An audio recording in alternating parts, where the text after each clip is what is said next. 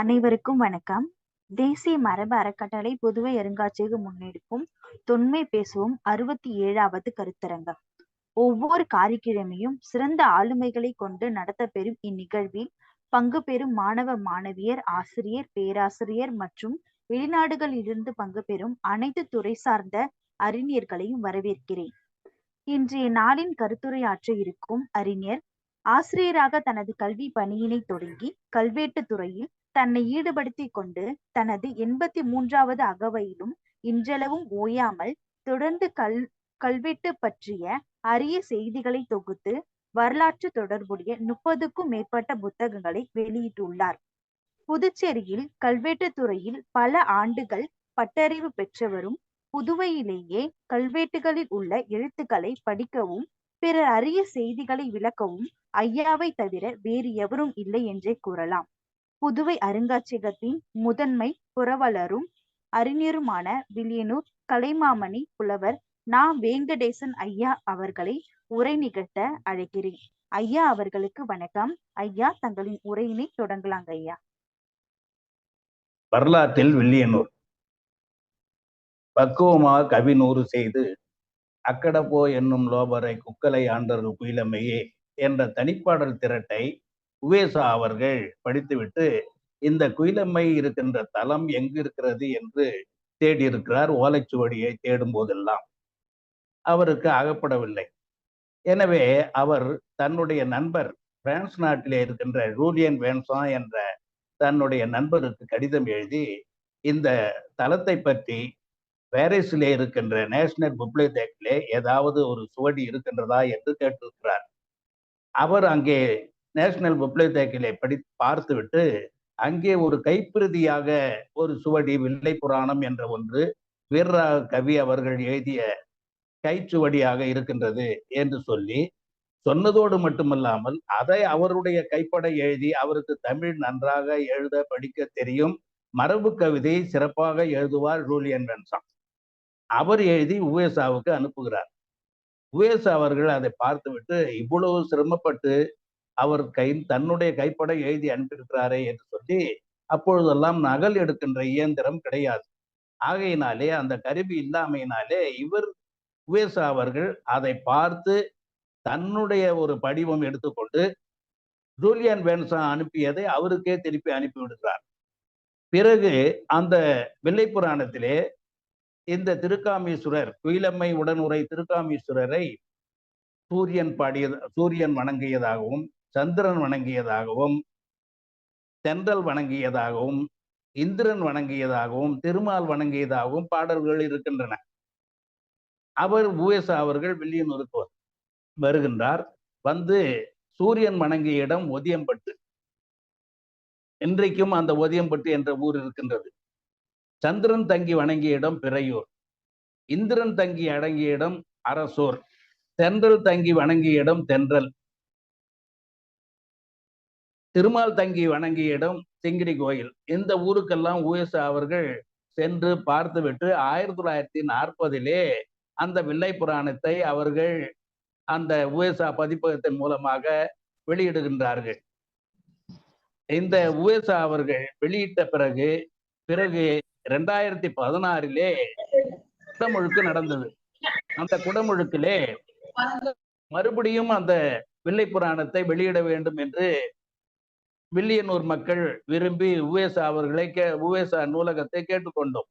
அப்பொழுது அவர்கள் நாங்களே வெளியிடுகின்றோம் என்று சொல்லி 2வது பதிப்பாக 2016 அந்த வில்லை புராணத்தை உவேசா நூலகம் வெளியிட்டது.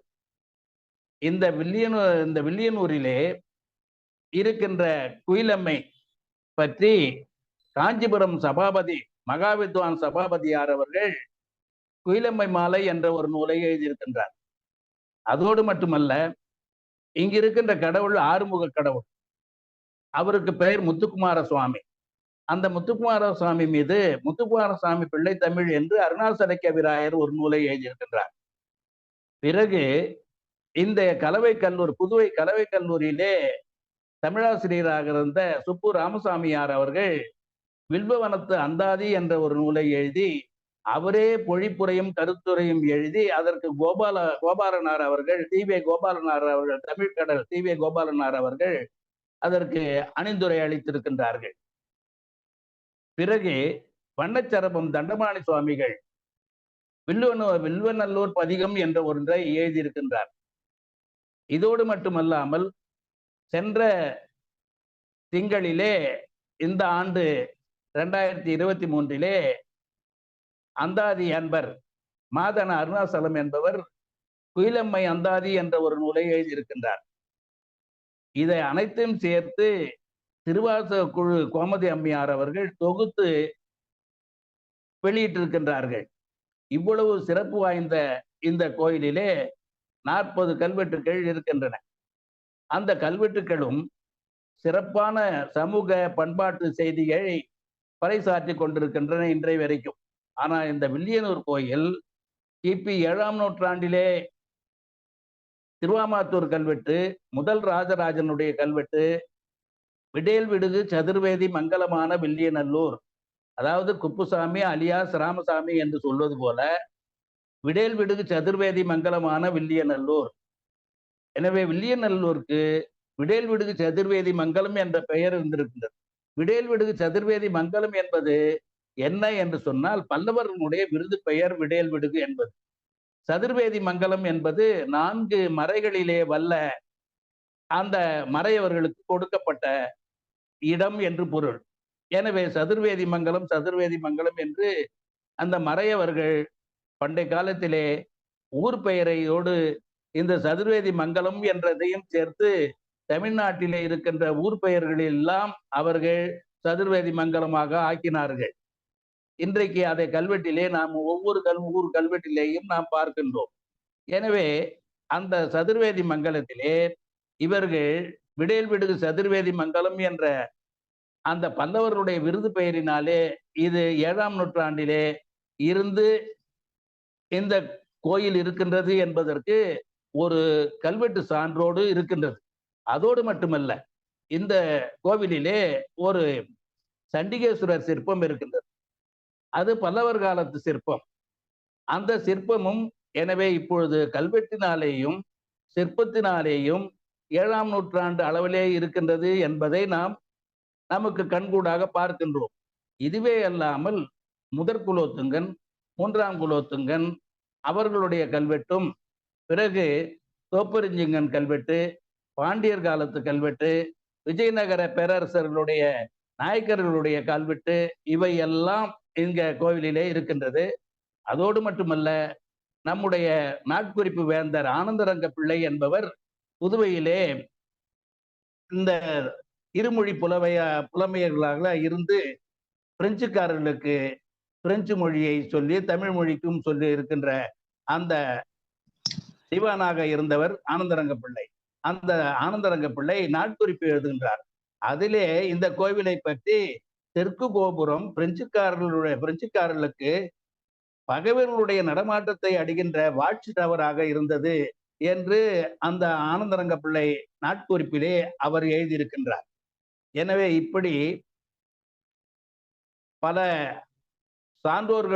சான்றோர்களினாலே பல நூல்களை பெற்று இது போன்ற வரலாற்று அறிஞர் ஆனந்தரங்க பிள்ளையினாலே நாட்குறிப்பிலே குறிப்பிடப்பட்டும் பிறகு பல கல்வெட்டுகளிலே இருக்கின்ற செய்தியும் கொண்டு இந்த கோயில் சிறப்பாக விளங்குகின்றது இன்று வரைக்கும்.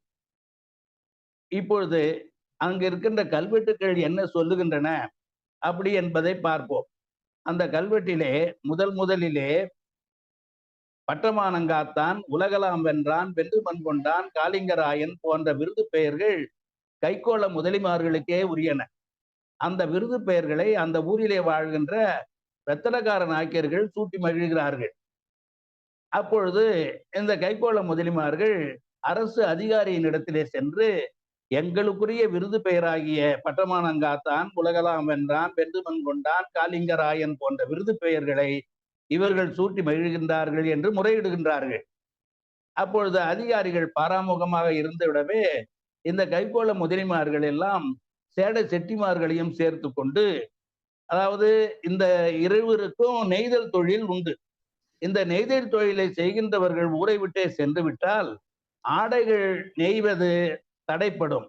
அப்பொழுது ஆடைகள் பற்றாக்குறையாக இருந்து நாட்டு மக்களுக்கு மானம் போகும். ஆகையினாலே இது உயர் அதிகாரிக்கு எட்டி அவர் ஏன் இங்கு செல்லுகின்றீர்கள் என்று கேட்க, இதுபோல பட்டமானம் காத்தான், உலகலாம் வென்றான், வென்று முன்கொண்டான், காலிங்கராயன் போன்ற விருது பெயர்கள் எங்களுக்கே உரியன, அதை இவர்கள் சூட்டி மகிழ்கிறார்கள் என்று சொல்ல, உடனே உயர் அதிகாரி காஞ்சிபுரத்திலே இருந்து செப்பேடு வரவழைத்து இந்த விருது பெயர்களுக்கெல்லாம் யாருக்கு உரியன என்று சரிபார்க்கின்றார்கள். அப்பொழுது கைக்கோள முதலிமார்களுக்கே உரியன என்பது அந்த செப்பேடு சொல்லுகின்றது. எனவே அதை பிறகு நீங்கள் போக வேண்டாம் என்று சொல்லி அந்த வெத்தலக்காரன் ஆக்கிற அவர்களை நீங்கள் இதை சூட்டிக் கொள்ளக்கூடாது என்று சொல்லி அரசு அதிகாரி தடை விதித்த அந்த ஒரு கல்வெட்டு நம்முடைய வில்லியனூர் கோயிலே இருக்கின்றது. பிறகு இன்றைக்கு ஆண்டு பெருவிழா 10 நாட்கள் பெருவிழா சாதியினுடைய அடிப்படையிலே நடைபெறுகின்றன. அந்த சாதியினுடைய அடிப்படையிலே நடைபெற்ற விழாவாவது பாண்டியன் பராக்கிரம பாண்டியன் காலத்திலே 14ஆம் நூற்றாண்டிலே ஒவ்வொரு ஊர்க்காரர்கள், பாக்கமுடையாம்பட்டு ஊர்க்காரர்கள், பிறையூர் ஊர்க்காரர்கள், பள்ளத்தூர் ஊர்க்காரர்கள், வில்லியனூர் ஊர்க்காரர்கள், இப்படி ஒவ்வொரு ஊரிலே இருக்கின்ற மக்கள் ஒவ்வொரு விழாவை செய்திருப்பதை 14ஆம் நூற்றாண்டு கல்வெட்டு சொல்லுகின்றது. நாங்கள் பிரெஞ்சு தஸ்தாவேஜுகளை தேடி பார்த்து எந்த ஆண்டிலே இருந்து இது சாதியினுடைய அடிப்படையிலே நடைபெறுகின்றது என்று தேடி பார்த்தோம். எங்களுக்கு கிடைக்கவில்லை. அப்படி 14ஆம் நூற்றில இருந்து ஒவ்வொரு ஊர்க்காரர்கள் செய்ததை இன்றைக்கு ஒவ்வொரு மரபினரும் செய்து வருகின்றார்கள் என்பதோடு அந்த கல்வெட்டு நிறுத்துகின்றது.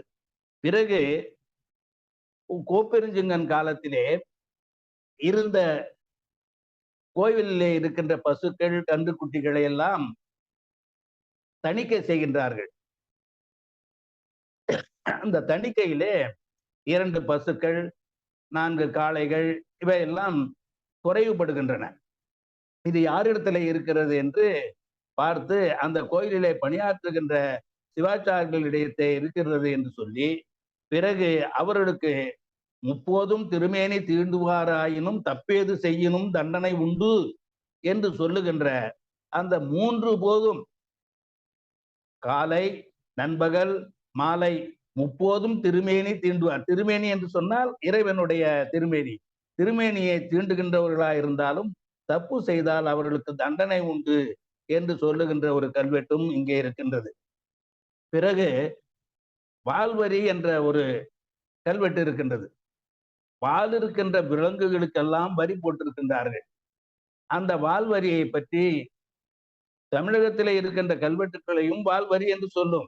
ஆனால் வில்லியனூரிலே இருக்கின்ற கல்வெட்டு விளக்கமாக, சிறப்பாக அது ஆட்டுக்கு இத்தனை பணம், மாட்டுக்கு இத்தனை பணம், பசுவுக்கு இத்தனை பணம், எருமைக்கு இத்தனை பணம் என்று விளக்கமாக இருக்கின்ற ஒரு கல்வெட்டு தமிழகத்திலேயே வில்லியநல்லூரிலே தான் இருக்கின்றது. ஏனைய கல்வெட்டிலே வால்வரி என்றுதான் வரும். தமிழகத்து கல்வெட்டுக்கள் பூராவும் நாங்கள் படித்து அந்த தென்னிந்திய கோயில் கல்வெட்டுக்கள் தொகுதியிலே படிக்கின்றோம். அதிலே இவ்வளவு இது போன்ற விவரமாக பசுவுக்கு இத்தனை பணம், ஆட்டுக்கு இத்தனை பணம், எருமைக்கு இத்தனை பணம், கடாவுக்கு இத்தனை பணம் என்று விளக்கமாக இல்லை. வால்வரி என்ற ஒரே சொல்லினாலே சொல்லி விட்டு போய்விடும். இந்த வால்வரி வேர்டு மட்டுமல்லாமல் பல வரி வகைகளை போட்டிருக்கின்றார்கள். அதை அந்த கல்வெட்டிலே சொல்லப்படுகின்றது. இதோடு மட்டும் இல்லாமல் அங்கே நூற்றாண்டு என்று இன்றைக்கு சொல்லுகின்றோம் அல்லவா, அந்த நூற்றாண்டு என்ற சொல்லை கல்வெட்டிலே குறித்து வில்லியனூர் கல்வெட்டிலே நூற்றாண்டு என்ற ஒரு சொல்லும் வருகின்றது. பிறகு கடிதம் என்ற ஒரு சொல்லும் வருகின்றது. அந்த 10ஆம் நூற்றாண்டிலேயும் 13ஆம் நூற்றாண்டிலேயும் நூற்றாண்டு என்ற சொல்லையும் கடிதம் என்ற சொல்லையும் வில்லியனூர் கல்வெட்டிலே பார்க்கின்றோம். பிறகு இந்த வில்லியனூர் கல்வெட்டிலே ஆண்டுதோறும் தேர் திருவிழா நடக்கும். அந்த தேரு தமிழகத்திலே எங்கும் இல்லாமல் அந்த தமிழகத்திலே இருக்கின்ற தேர்கள் எல்லாம் மூங்கிலை வைத்து அந்த தேர் போன்ற உருவத்தை அமைத்திருப்பார்கள். இங்கு அது போன்று இல்லாமல்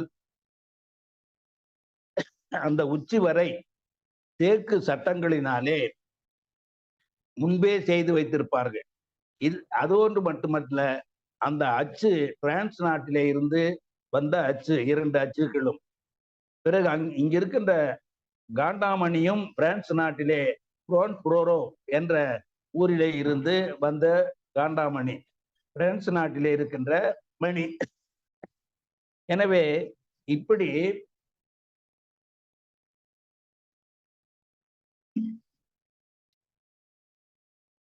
கல்வெட்டினாலேயும் பாடல் பெற்ற தலங்களினாலேயும் இது சிறப்பு வாய்ந்தது. பிறகு இந்த ஊரிலே ஊசுட்டேரி என்ற ஒரு ஏரி இருக்கின்றது. அந்த ஏரிக்கு வில்லியனூர் கல்வெட்டு பரியன் ஏரி என்று சொல்லுகின்றது. பரியன் என்பவனாலே அந்த ஏரி வழங்கப்பட்டது என்பதை கல்வெட்டினாலே நாம் தெரிந்து கொள்கின்றோம். இன்றைக்கு அதை ராசாக்கள் சரித்திரம் என்ற ஒரு இதுல ஊர் சுத்தி ஏரி என்று வருகின்றது. ஊரை சுற்றி இருக்கின்ற ஏரி, அதனால ஊர் சுத்து ஏரி என்று வருகின்றது. அதுவே நாளடைவிலே வழக்கு சொல்லாக ஊசுட்டேரி என்று சொல்லுகின்ற வழக்கம் வந்துவிட்டது. ஆனால் பரியன் ஏரி என்பதுதான் அதனுடைய கல்வெட்டிலே வருகின்ற பரியன் என்பதனாலே வழங்கப்பட்ட ஏரி பரியன் ஏரி என்பதாகும். இந்த ஏரி ஓராண்டுக்குரிய தண்ணீரை நிரப்பி வைத்திருக்கின்றது. பல நிலைகளிலே நம்முடைய சிறில் ஆண்டனி என்பவர் கெசட்டியர் என்ற ஒன்றை எழுதினார். அதிலே நீங்கள் பார்த்தீங்கன்னா எத்தனை கிராமங்களுக்கு இந்த தண்ணீர் பாய்கின்றது. இப்பொழுது கிட்டத்தட்ட 20 ஆண்டுகளாக அந்த நீரை வயல்களுக்கு பாய்ச்சுவதை நிறுத்திவிட்டார்கள். ஏன் என்று சொன்னால் நிலத்தடி நீர் குறைந்து விடும் என்பதற்காக அந்த நீரை நிலங்களுக்கு பாய்ச்சாமல் தண்ணீரை மோட்டார் வைத்துதான் அதை பாய்ச்சுகின்றார்கள். இப்பொழுது இயந்திரத்தை வைத்துதான் பாய்ச்சுகின்றார்கள் நிலங்களுக்கு. இப்பொழுது புதுவையை சுற்றி இருக்கின்ற நிலங்கள் எல்லாம், விளைநிலங்கள் எல்லாம் எல்லாமே கட்டடமாக ஆக்கப்பட்டு விட்டன. வில்லியனூரிலே பல நிலையிலே இயற்கை சூழலோடு மாந்தோப்புகள், இன்றைக்கு ஆச்சாரியா கல்லூரி இருக்கின்ற இடங்கள் முழுமையும் மாந்தோப்பு தான். பிறகு விவேகானந்தா மேல்நிலைப்பள்ளி இருக்கின்றது மாந்தோப்பு தான். கண்ணகி கல்லூரி இருக்கின்ற இதுவும் மாந்தோப்பு தான். இங்கிருந்து பண்டை காலத்திலே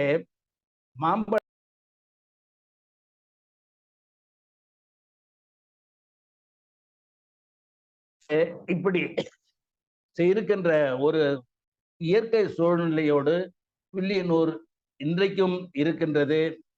பிறகு இந்த கோயிலே இப்பொழுது ஆண்டு பெருவிழா சிறப்பாக நடைபெற்று வருகின்றது.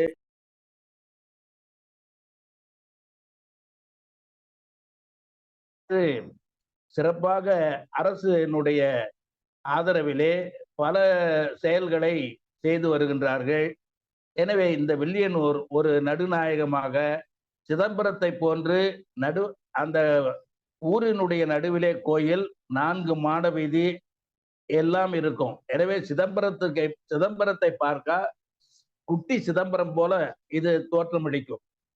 4 மாட வீதிகள், 3 தேர்கள், இவையெல்லாம் சிறப்பாக இருக்கின்ற ஒரு செயலினாலே இந்த ஊர் மிகவும் சிறப்பு வாய்ந்த ஒரு நகரமாக திகழ்கின்றது என்பதிலே சிறிதும் ஐயமில்லை. இங்கே இதோடு மட்டுமல்ல, இவ்வளவு புலவர்கள் பாடியிருப்பதோடு மட்டுமல்ல, இங்க தாண்டவராயர் முதலியார் என்பவர் ஓலைச்சுவடிகளெல்லாம் இருக்கின்ற புறப்பொருள் வெண்பாமாலை, அகநானூறு, புறநானூறு, பிறகு அகராதிகளினுடைய இதெல்லாம் ஓலைச்சுவடியிலே இருந்ததை தன்னுடைய எப்படி உவேசாவும் நம்முடைய தாமோதரனாரும் அச்சு ஏற்றினார்களோ அதே போன்று இந்த ஊரிலே வாழ்ந்த தாண்டவராயர் அவர்கள் ஓலைச்சுவடியிலே இருக்கின்ற புறப்பொருள் வெண்பாமாலை என்ற நூலையும், அகநானூறு, புறநானூறு என்ற நூலையும், பிறகு அகராதியிலே சொல்லப்படும் நிகண்டு என்று சொல்லுகின்றோமே, அந்த நிகண்டுகளிலே இருக்கின்ற பல நிகண்டுகளையும் ஓலைச்சுவடிகளிலே இருந்து அச்சு ஏற்றி இருக்கின்றார்கள். இப்படி பல்லாற்றானும் சிறப்பு வாய்ந்த இந்த வில்லியனூர், அதிலே 1979 வரலாற்றில் வில்லியனூர் என்ற ஒரு நூலை எழுதி புதுவையிலே பாராளுமன்ற உறுப்பினராக இருந்த திருமதி சேதுராமனுடைய இல்லத்திலே டாக்டர் நாகசாமி அவர்களை கொண்டு வெளியிடப்பட்டது. அந்த நூல் 79 வெளியிடப்பட்டது. அதற்கடுத்து 206 ஒரு முறையும், பிறகு இப்பொழுது 2016 ஒரு முறை 3 பதிப்புகள் வரலாற்றிலே வில்லியனூர் என்ற நூல் வந்திருக்கின்றது. அதிலே அனைத்து செய்திகளும் விவரமாக கொடுக்கப்பட்டிருக்கிறது. அந்த 2வது பகுதியாக அந்த நூலிலே கல்வெட்டையும் நாங்கள் வெளியிட்டிருக்கின்றோம். எனவே இப்படி இந்த வாய்ப்பை நல்கிய இந்த புதுவை அருங்காட்சியக நிறுவனர் அறிவன் அவர்களுக்கும், அங்கு பணியாற்றுகின்ற சகோதரிகள் அவர்களுக்கும் நன்றியும் வணக்கத்தையும் கூறி நிறைவு செய்கின்றேன். நன்றி, வணக்கம்.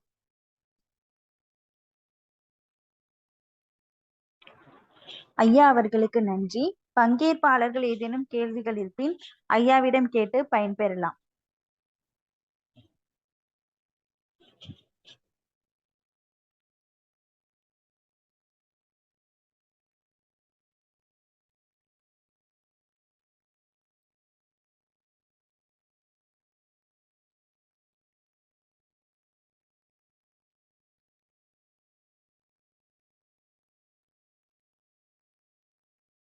பங்கேற்பாளர்கள் ஏதேனும் கேள்விகள் இருப்பின் ஐயாவிடம் கேட்டு தெளிவு பெறலாம்.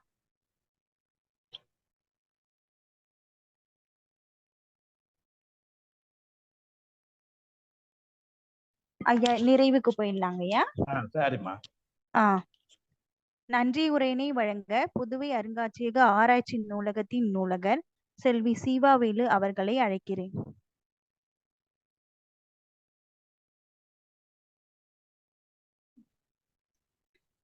அனைவருக்கும் வணக்கம். ஐயா, அருமையான உரைங்க ஐயா. 67ஆம் தொன்மை பேசுவோம் நிகழ்வினில் வில்லியனூர் கோவிலின் தொன்மை குறித்து சிறப்பான உரையினை நிகழ்த்திய வில்லியனூர் புலவர் நா. வெங்கடேசன் ஐயா அவர்களுக்கும், உரையினை கேட்டு பயன்பெற்ற ஆசிரியர் பெருமக்களுக்கும், மாணவர்கள் அனைவருக்கும் புதுவை அருங்காட்சியகம் சார்பில் எனது மனமார்ந்த நன்றியினை தெரிவித்துக் கொள்கின்றேன். நன்றி, வணக்கம். வணக்கம். அனைவருக்கும் நன்றி. மீண்டும் அடுத்த காரிக்கிழமை வேறு தொல்லியல் சார்ந்த தளத்துடனும் அறிஞருடனும் கருத்தரங்கில் இணைவோம். நன்றி, வணக்கம். நன்றி, வணக்கம்.